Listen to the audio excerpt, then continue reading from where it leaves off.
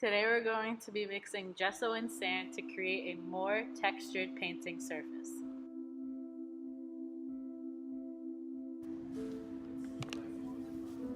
Be prepared to experiment.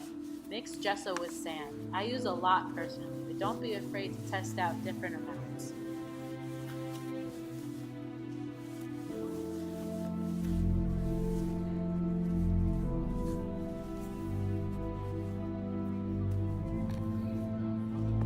If you want to layer the gesso, I would recommend a thin amount of sand mixed with the gesso. If you overload, the sand will crumble off the canvas.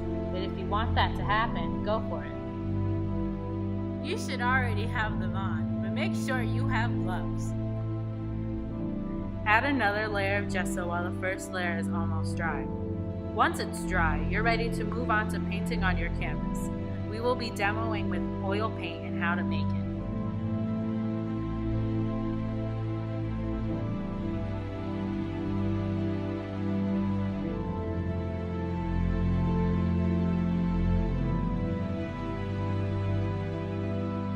Once you place your pigment on the palette, make a little volcano with the pigment, and then add a bit of linseed oil with the dropper.